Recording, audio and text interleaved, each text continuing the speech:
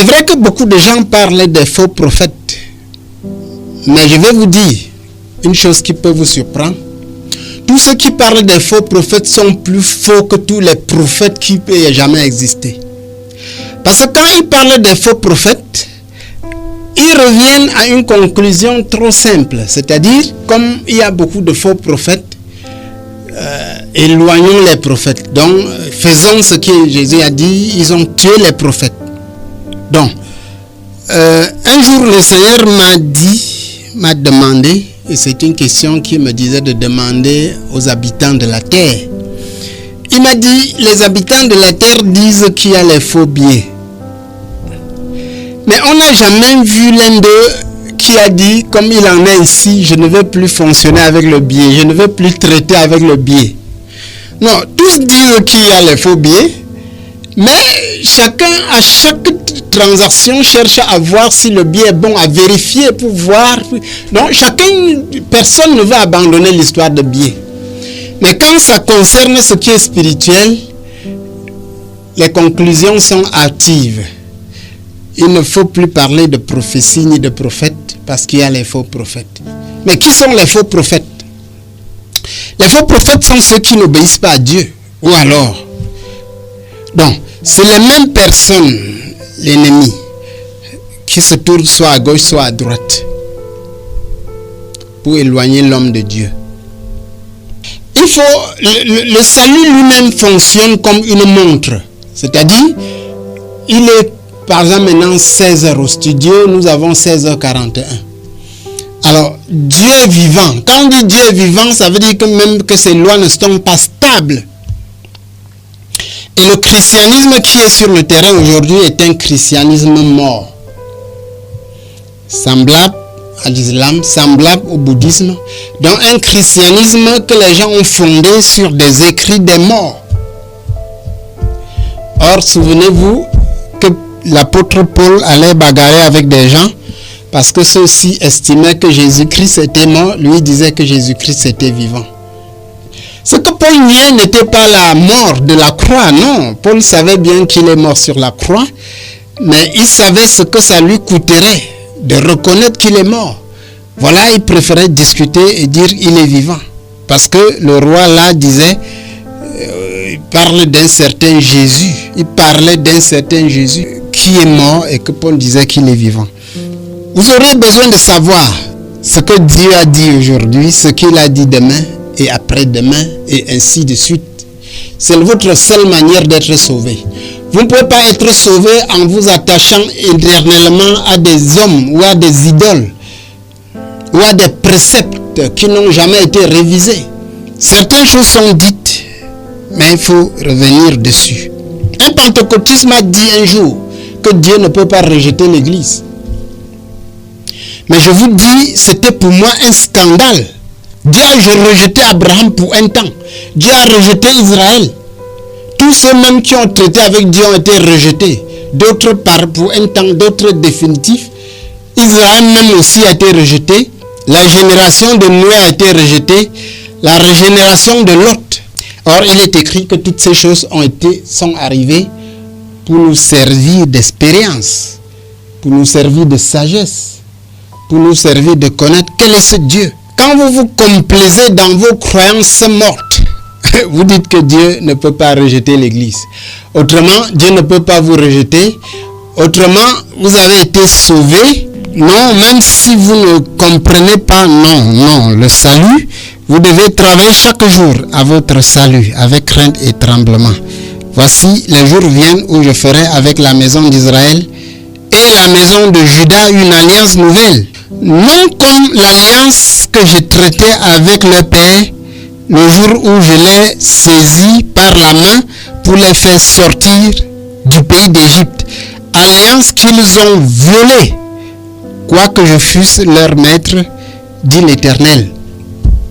À un moment donné, Dieu a pris la main de Moïse. Moïse a pris aussi avec lui un peuple et ils sont sortis du pays d'Égypte sous la conduite de Moïse. Ça, c'est l'alliance dans laquelle le pentecôtisme gît aujourd'hui. C'est-à-dire un leader qui prend qui part vers Dieu et qui prend les mains d'un peuple pour être conduit par lui.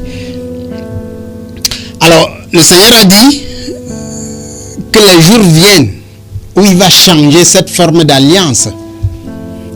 Et le verset 29 dit, en ce jour-là, on ne dira plus, les pères ont mangé les raisins verts et les dents des enfants en ont été agacées.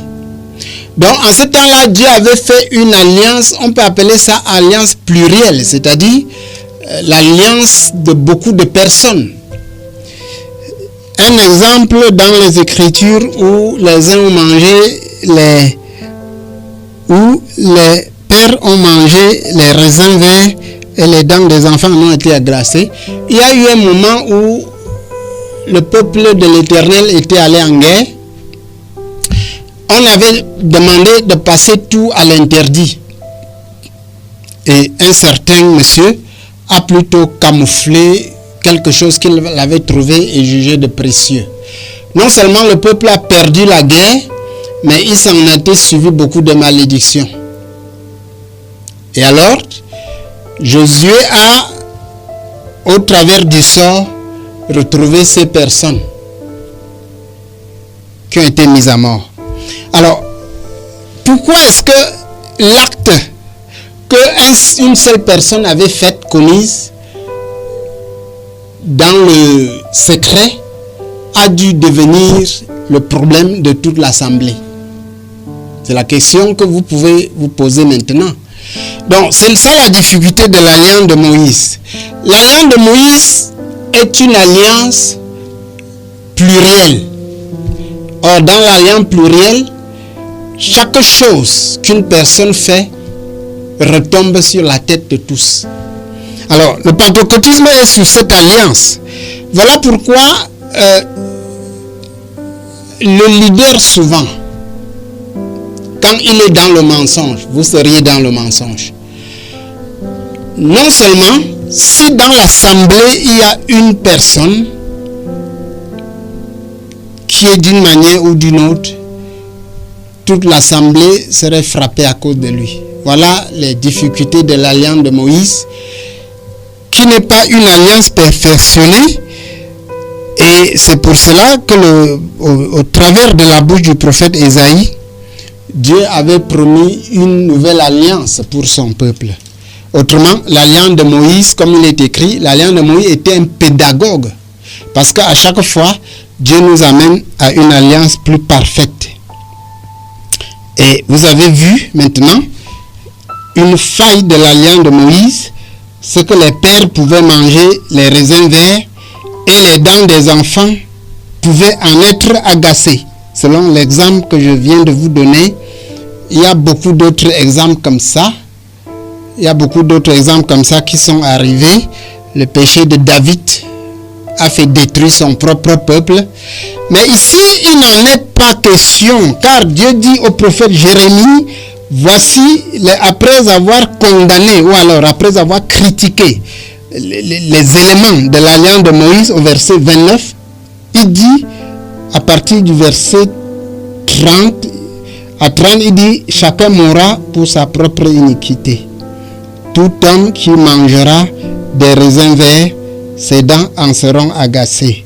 Voici, les jours viennent, dit l'Éternel des armées, où je ferai avec la maison d'Israël, la maison de Juda, une alliance nouvelle, non comme l'alliance que je traitais avec leur père, le jour où je les saisis par la main pour les faire sortir du pays d'Égypte.